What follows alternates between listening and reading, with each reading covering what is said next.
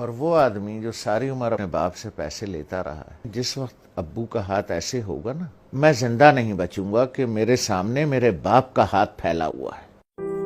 میں بیٹھے تھے، وہ اپنے سامنے بیٹھی ہوئی تھیں، تو میری ایک ہی بہن پاکستان میں ہے، اس کے تینوں بچے بھی آئے ہوئے تھے، وہ بھی آئی ہوئی تھی۔ تو ادھر صوفہ رکھا تھا تو اس پہ میں بیٹھا تھا، 2 لوگوں کا صوفہ تھا ہے وہ، تو والد صاحب برابر میں بیٹھے تھے۔ تو سب لوگ باتیں کر رہے تھے، تو میں نے کچھ 2-4 پیسے نکال کر کے والد صاحب کو ویسے ہی پیش کر دیے۔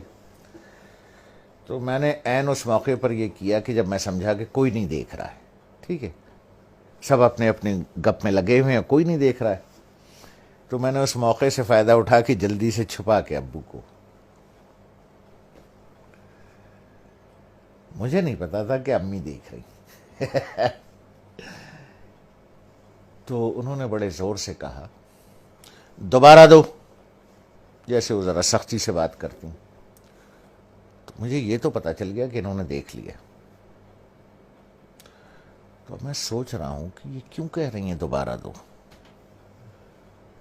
ان کا نواسا ساتھ بیٹھا تھا، حمزہ، جو ماشاءاللہ 6.25 فٹ کا ہے،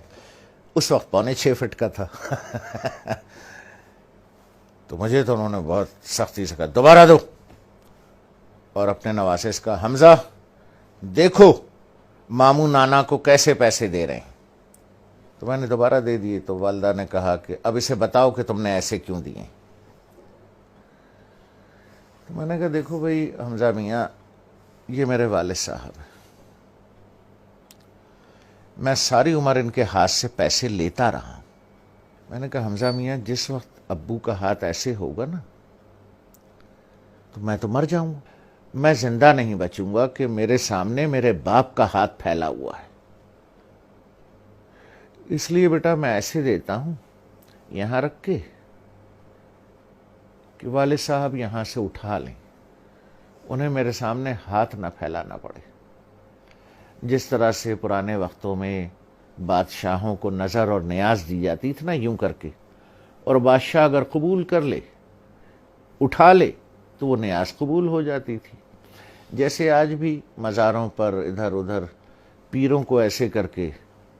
نظر دی جاتی ہے، پیر صاحب ہاتھ لگا دیتے ہیں یا کبھی کبھی اٹھا بھی لیتے ہیں، تو سمجھیے وہ نظر اور وہ نیاز قبول ہو گئی۔ تو اس لیے میں ایسے کر کے نظر پیش کرتا ہوں، چھپا کے کہ کوئی دیکھ نہ لے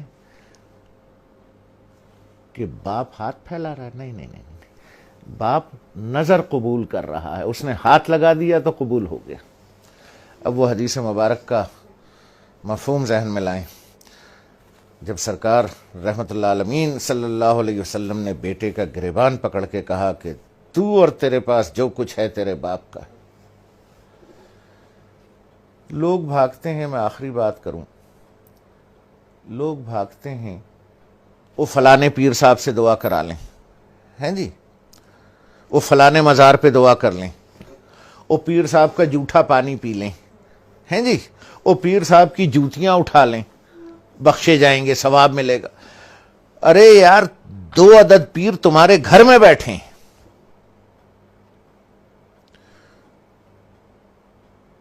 ایک عورت ایک مرد، 2 پیر تمہارے گھر میں بیٹھے ہیں یار، جا کے ان کی جوتیاں سیدھی کر، ان کا جھوٹا پانی پی، ان کے پیر دبا، پیر صاحب کے بجائے باپ کو نظر اور نیاز پیش کر، جا کے ابا کے جوتے پالش کر، ماں کی چپلیں سیدھی کر کے رکھ۔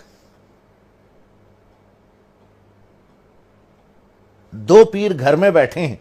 ان کو چھوڑ کے اللہ کو ڈھونڈنے کہیں اور جاتے ہو، شرم نہیں آتی؟